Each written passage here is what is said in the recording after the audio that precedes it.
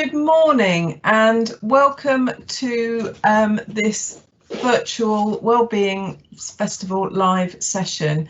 My name is Anne Linsell and my role today, along with colleagues, is to facilitate this live session. I'm supported here by colleagues shown on the screen, and Mark Smith, the Chief People Officer for KGH and NGH, is presenting on this live session.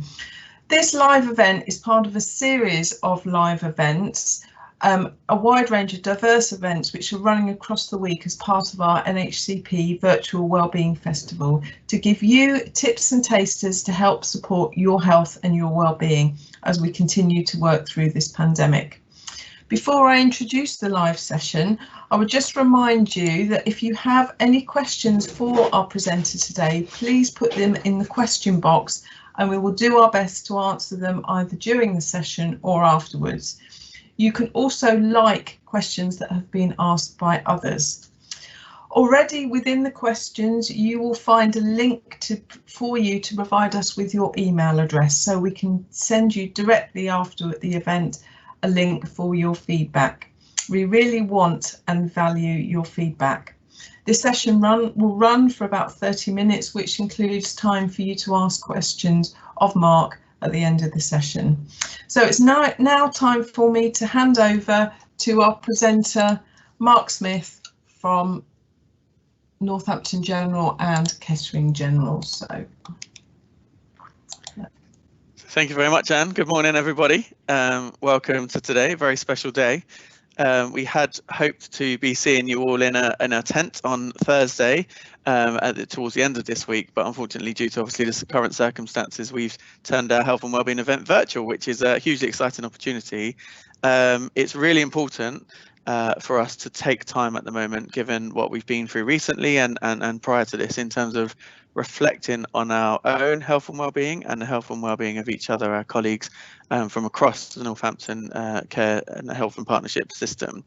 It's really, really important that we look to see how we can support each other, and we felt by transforming this event from a physical event to a virtual event, what we've now learned is it will give us a broad opportunity to look at many different types of support around health and wellbeing for us over the week.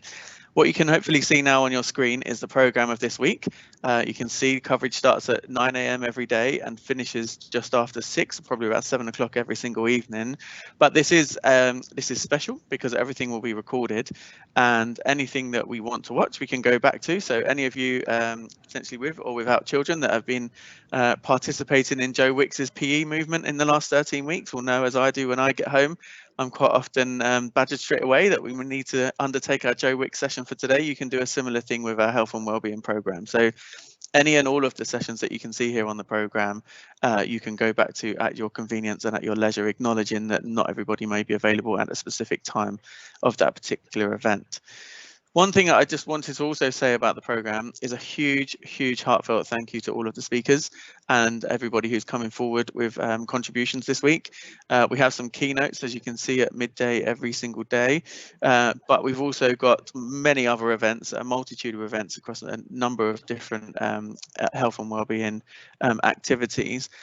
When I was looking into the content of the programme, one of the things that really struck me and that I'm ever so thankful for is the personal stories. So it's the personal stories that people are prepared to share during this health and wellbeing programme. I think that is something that really touched me, to see that these colleagues who are going to be speaking to you over the course of the week really want to give you some of their reflections on experiences that they've had, and I think that's ever so important for us to learn. You know, some of these things we go through together, and just hearing somebody else's experience really in my life has helped me to understand where I want to go, or any support that I might need to help me in that particular thing. So I really do thank people for sharing those stories. It's going to be great during the course of the week.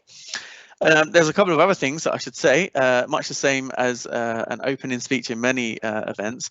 This Health and Wellbeing Virtual Festival wouldn't be here if it wasn't for the huge hard work of not only just the speakers and presenters you can see in front of you, but lots of team behind the scenes. So Anne skipped through it earlier, but we have a technical support team, we have facilitators, And Anne in particular, I have to just say, is a big shout out to pulling this whole programme together. We've gone a long way from the conversation earlier in the year into a big event on a particular day in celebrating health and wellbeing to this huge event that you see in front of you today. So a big thank you to the team and as I say, to all the speakers and guests. There are some guidance within each session, which hopefully you've also seen. So each session is generally about 30 minutes. But now that we're all so used to this modern technology and this type of way of working, there are ways in which you can comment and ask questions, obviously, on a live stream, and people will be able to participate. So any questions that you have for any of the speakers or presenters this week, please do send them out. And also social media. So one of the things we want to do is to generate some energy and drive and positivity around this particular event. So you can see here our representative hashtag and our @ symbol. This is really so important because there are over 20,000 colleagues that are eligible to watch these sessions and be part of this fantastic event this week, which is massive, not quite as big as Glastonbury, which obviously there's a lot of coverage about over the weekend, but this is our start, this is our seed. It's really important that we share with colleagues and what we are learning or what we are seeing on these events, and direct our colleagues to these particular areas. And that's colleagues from a multitude of areas. So health and care, we know we have some colleagues from the police and fire services joining us, our social care colleagues. You know, this is really important. This is an event across the whole county, just to make sure that we all take a moment just to look after each other and ourselves in supporting our well-being. So that being said, we've also got a couple of videos that I just wanted to announce as part of this session. And the first one is from Angela Hillary, who's the Chief Exec of Northamptonshire Health Foundation Trust. Okay, I forgot the name there, apologies Anne, NHFT. And if we just share that video, I'll be back with you in a second.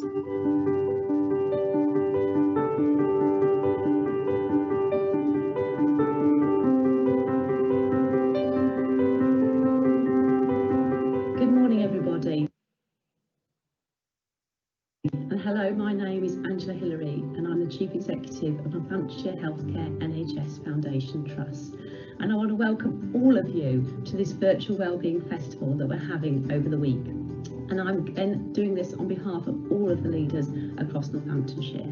And we wanted to start by absolutely thanking every one of you for your hard work, commitment and dedication, which we know is always there, but is obviously very much at the heart of what we're doing as we work together through the COVID-19 pandemic. So big thanks to all of you for everything that you're doing.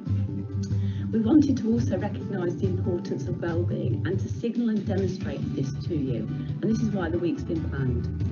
We know it's important that we all focus on our well-being. Obviously that's important at all times, but never more important than now. So we've got a fantastic series of events coming up over the whole week. If you haven't seen the programme, please have a look. It is absolutely something in there for everybody. We've got guest speakers who I know all of you want to have a listen to. We'll record those and share those more widely further from the event. But we've also got lots of other activities, from yoga to managing anxiety to thinking about your physical health and really understanding what perhaps mindfulness would offer for you. There's something for everybody. Tasters is what it's all about. So please get in there and taste and see what works for you too. We also want to make sure that we really signal the importance of pausing and spending some time on yourself. And my top tip around wellbeing would be about self-care. Often working in very challenging circumstances, supporting others, it can be all too easy to forget about yourself. And self-care is so important because replenishing yourself gives you the ability to remain compassionate for others and to help and support them, which we know is so important at this time too. So a great week ahead. I know it's going to be fantastic. Looking forward to participating in the events too. So I hope you do take a chance to get involved and you share with your colleagues too. So let's enjoy the week ahead. Take care, everybody.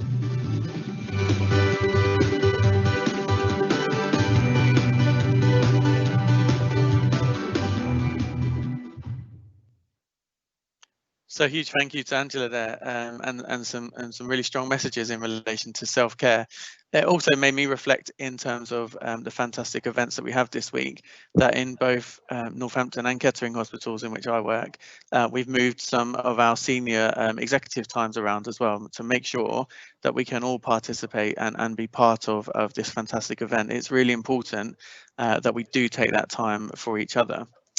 So we have another video for you this morning. So when we were first planning this session way back in 8-9 months ago as a physical event that we were to have it, we had a guest speaker pretty much ready straight away who'd committed and accepted our invitation immediately to come and provide us with a message. So unfortunately she can't be with us this week on Thursday, but we'll just hear from Ruby Wax now.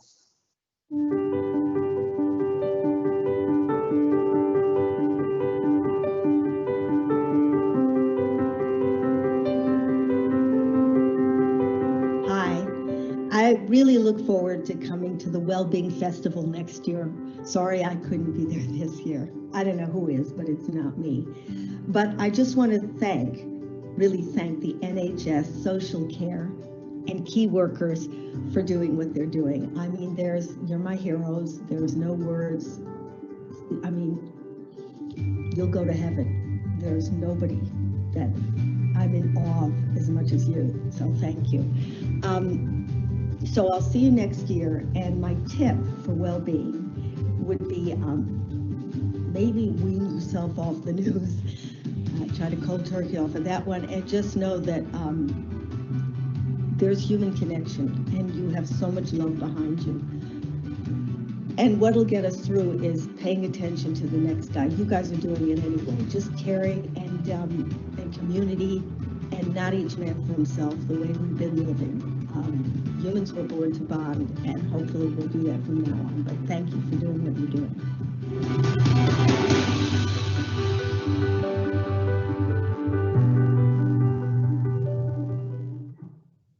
So a big thank you to Ruby there for helping us in launching the session. And so as Ruby said, we hope to have her with us physically in 2021 as part of our Wellbeing Festival for next year. But that being said, we also need to consider how we run our events next year. I know many of us in our personal and work lives at the moment are reflecting on how we have operated pre the pandemic and how we might amend our lives moving forward post the pandemic, as when that may be, as to how we will do things ever so slightly different. So, you know, within my own organisations, again, there is lots of people that have not been able to attend work for various reasons, and how have we helped and supported those? There are many colleagues that have faced really challenging circumstances in the working environment, caring for patients in a totally new way. So we really need to take those experiences on board and learn for what we can help for next year. And one of the ways in which we can do that is to have feedback. And as you can see on the slide that's in front of you now, feedback is a gift for us, and we really want to hear from you and your experiences this week as to what's worked and what could work even better for next year, so we can really take that thinking into play. There is always, however, a benefit for that. Whilst feedback is a gift to us, there is a potential gift for you. So at the end of each session, you'll be able to click on the live recording and share feedback. And that will automatically enter you into a prize draw. So as you can see, one of our keynote speakers later this week is Dr. Ranjan Chatterjee, and he has provided us with copies of his book, To Feel Better in 5, which is fantastic, and we just thought that might be an added incentive during the course of the week if you could please fill out any feedback that you may have for us. And as you can clearly see, as the slide states, you need to be in it to win it.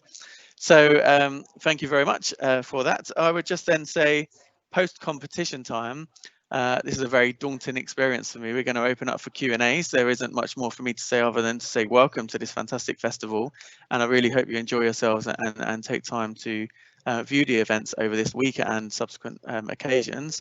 And now the daunting task of opening to any questions that may be coming my way from the live stream.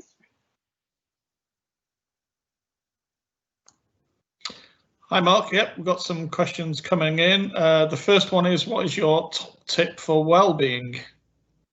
Oh, my top tip for well-being. So my actual personal top tip, and I believe I share this closely with Anne, is running. So I am a park runner. Well, I was a park runner. I still am. I still like to think of myself as one. But obviously we haven't been able to meet over the last couple of months. And I really find that helpful for me in terms of maintaining my own sense of well-being. So I'm in a very busy job working across 2 sites in both organisations, and I've got a young family, and there's something for me about just taking that time for yourself on a Saturday morning. There's no better feeling anyway for me than I've completed my 10,000 steps, I've run my 5k, and I've done it with friends and our local community all before 10 o'clock in the morning, and that really just helps me to reflect on the week that was and to think about the weekend that will be coming ahead. So it's really about just taking that time for yourself and doing something which you enjoy. I have to say, the running is an interesting concept in terms of enjoying it, but there is something about when you do it with others, and such a vast amounts of others. In my local park run, we have circa 300 people every single Saturday morning, and there's something about being part of that community that really drives you on and inspires you to turn up and therefore help your own well-being. Okay, Mark, thank you. We've got another question coming in, which is asking, what are you particularly looking forward to in this week?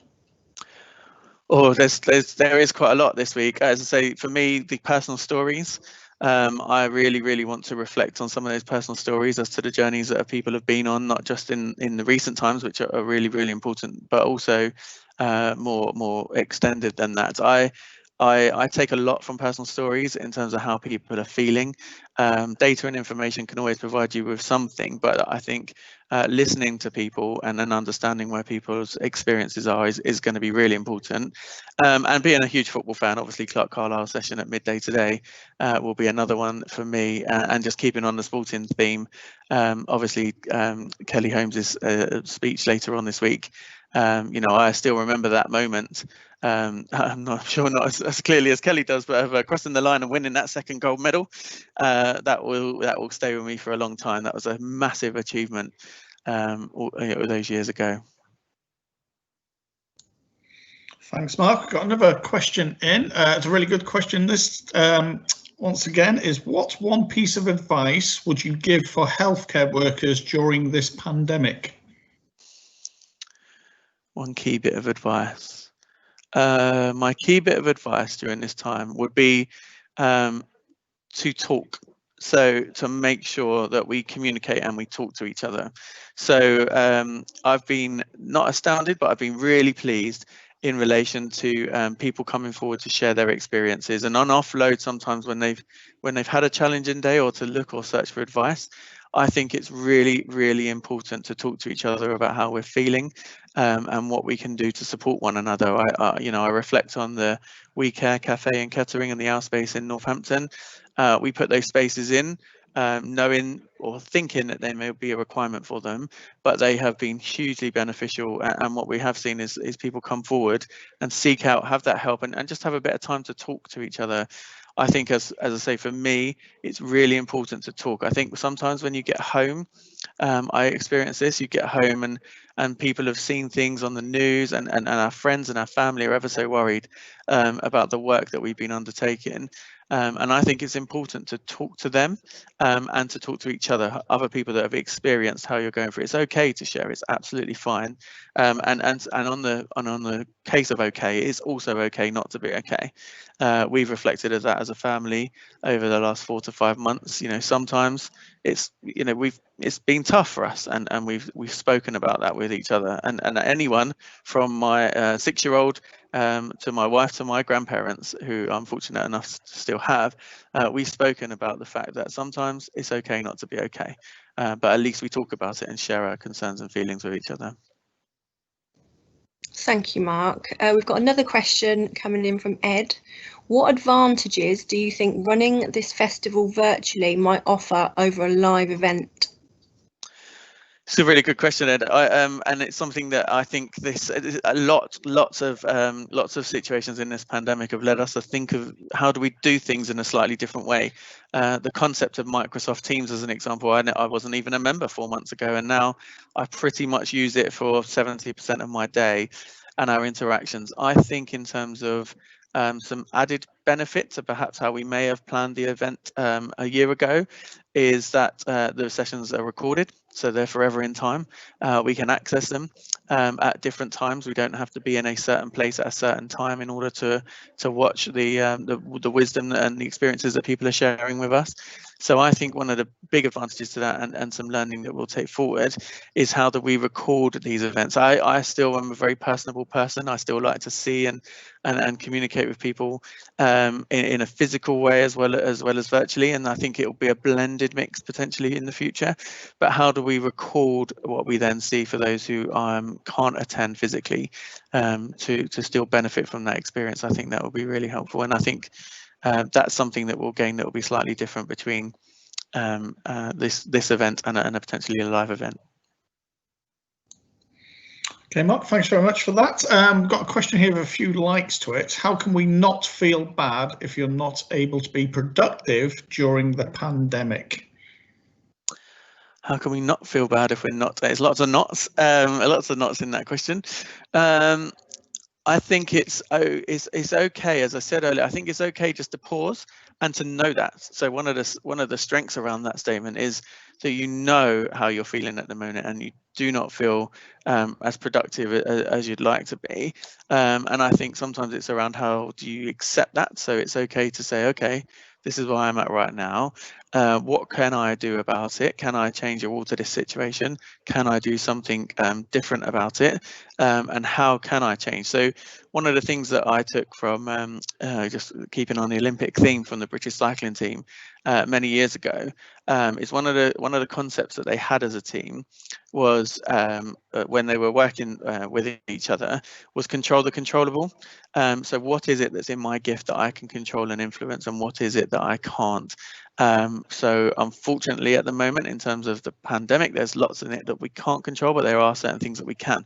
So in terms of productivity, what we can control is understanding why that's taking place and what we can do differently, or when we can do something differently. I think that's really important in terms of, and just again, accepting sometimes it's okay. We can't all be firing on all cylinders all of the time. Even the best technology and race cars can't be 100% all of the time. We all need to understand that and just to reflect and pause a little bit and then sort of reboot. Okay, we accept this is where we are, and then we go again. Thank you, Mark. Another question. Health and social care partners are watching from across the country. Do you have any hopes about what a festival like this will do for all of our amazing partners? Yeah, I really do. I think, well, the first thing that I hope is that it shows that we are all working in partnership. So we are all seeing and hearing and experiencing the same things at the same time, or in and around the same time. I think that's really important. We really need to, as I say, in terms of look after each other, that can be as local as the team that you work in, but equally as we work in partnership across the system. So our job is to provide care to patients, and that across all of our domains. We all want to be in a position to be able to provide the best care that we can, and I think it's really important that we reflect on that, and we by sharing the same experiences and hopefully developing together, that will transpire into the care that we deliver. Thanks again, Mark. Got a question which is getting likes by the second here from Simon Weldon, and this is: what would you like the legacy of the event to be, and how can we create lasting benefit together? Okay, so Simon, my appraisal's not till later on this afternoon, but that's a great question straight away. I really want, I want this to be, I reflected quite a bit over the weekend in terms of, you know, there was, I've been to Glastonbury on an occasion, and I sort of watch it every single year, and it is a real marker of the year, like many markers that we're missing this year, whether it be Wimbledon tennis or so on and so forth. And I want this to be almost our seed. I want this to be our 1970, 1971 Glastonbury. I want this to be our regular event, not just on an annual basis, but how do we permeate health and well-being throughout all that we do, every day, all day. I think we've learned a lot in the last 3 or 4 months about how to support and work with each other even more than maybe we did beforehand, and we've also exposed quite a lot of the health and well-being support that we have in place across the health and care partnership, and I want this event to really put that into people's consciousness in relation to this isn't just something that we do on an annual basis, but it's the support that's out there for people right now, and will continue to be. I think that's, in terms of a legacy, I'd like to see this as the seed that then grows into a fantastic oak tree that people will go back one day and reflect, as they have recently been in the other event 50 years ago, and say, where did that start and what happened and how did they do that? And then hopefully people will reflect that they let that crazy chief people officer launch the event on the 29th of June 2020. Thank you, Mark. It looks as though we've got one more question, unless anyone's got any more. It's great to have an amazing week of wellbeing activities. What's your vision for long-term sustainable wellbeing plans? Yeah, so that's as I say, picking up on my point. I think there are lots. Thank you for the question. I think there are lots and lots of activities that we undertake to support health and wellbeing throughout the Health and Care Partnership. One of the questions that's usually pointed towards me is how do people know about it? How do we share that? And I think some of the things that we've put in place in the last 3 or 4 months to accentuate those things that we have, I think is going to be ever so important that we keep hold of them. One of the things that I think on honestly quite regularly is how do we keep the momentum? We had the Clap for Carers situation over the first 10 weeks of the pandemic, and the support and recognition that we got from within the NHS. We've always been there. We've always been supporting patients and service users, and it's just been, as I say, it's just been put more in the public consciousness over the last few months. But by being there, we've been given these opportunities in relation to health and wellbeing and important support, and we need to make sure it stays. I mentioned earlier our space in Northampton and the We Care cafes in Kettering. They won't be being pulled down on whenever the date of the pandemic is perceived to be over. There's something that we've seen a huge benefit and uptake in for our colleagues, and it'll be something that we can continue. And as I say, that is a mix of what do we have that's available from a physical perspective to what do we have that's available from a virtual or a remote perspective. And so I think it's really important that we then accentuate what we have throughout the course of the year and the years to come, as opposed to just today. Today is a showcase, or this week is a showcase, which is fantastic. I think we absolutely need it. I think it's really important that we all take stock together and we can all share in these experiences. But health and wellbeing isn't almost, as a slogan I was just thinking of, is not just for Christmas. It's something that we need to reflect on all of the time throughout the course of the year. And my biggest, as I go back to my the earlier question, the biggest tip for me around that is making sure that we feel able to talk to each other. Much better to have a conversation and a discussion in relation to something than to bottling it up inside, in my experience.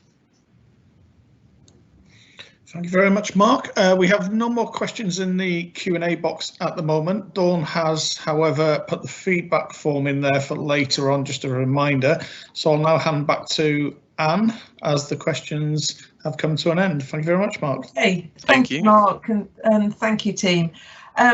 We've had a fabulous opportunity to hear directly from Mark and from Angela Hillary and the amazing Ruby Wax as well. I'm sure you'll thank me in thanking them for taking the time to join us today and to sharing their learning insights and excitement for the week ahead. As Dave has just said, we have put a link in the questions for you to enter your email address so that we can send you the feedback out. Again, you have to be in it to win it, so on completion of feedback we'll enter you into a prize draw to win a copy of Dr. Chatterjee book. I would just like to say a massive thank you to the behind the scenes facilitation team, and a thank you from all of us to all of you for your continued hard work, determination and commitment. Please check the website regularly for all the activities that are going on across the week, and most of all, enjoy the week and stay safe. Thank you.